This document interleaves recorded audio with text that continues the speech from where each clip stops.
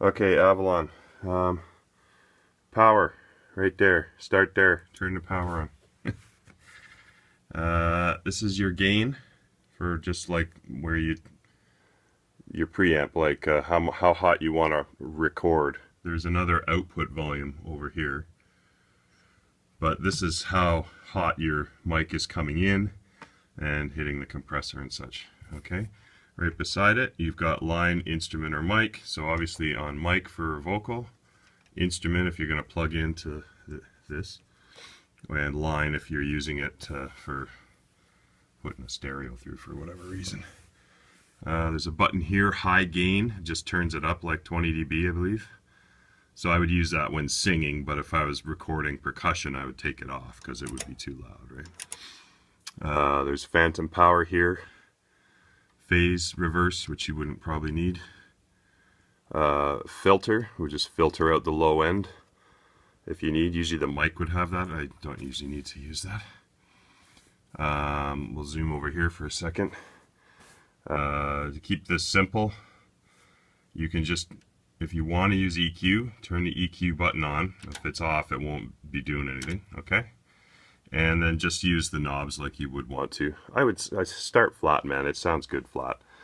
Bass, low mids, high mids, treble. Pretty straightforward, right? You can get into more EQ carving down here by selecting different frequencies for the mids and whatnot, and you know, turning on a high bandwidth if you want to zero in on something. Frankly, I never use this stuff. If I needed to, I would, but I try not to print too much wacky EQ, so I would set it flat.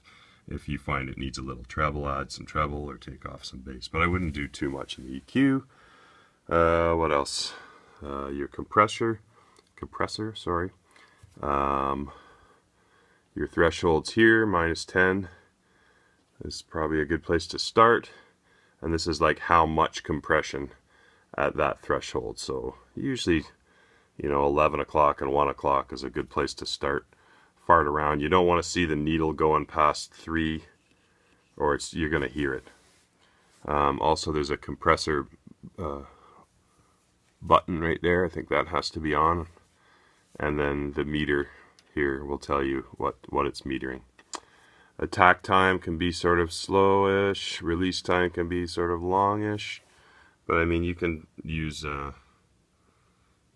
your own taste as you would in a digital compressor for that. So I have this right now. It's hard to see in the video. It's probably at around 730, and this is probably around 230. There's a high pass frequency, which you can leave around 60 for now and play around with that. But basically, if you just want it real simple, turn it on, set the EQ flat, start a preamp gain, say around 10 o'clock, put it on mic, high gain, phantom power, very small amount, like -10 compression, maybe 6 on the compressor at first, slow release, fast attack, and Bob's your uncle. Just don't peak it, and if the meter's not crushing too much, you know, it should sound good.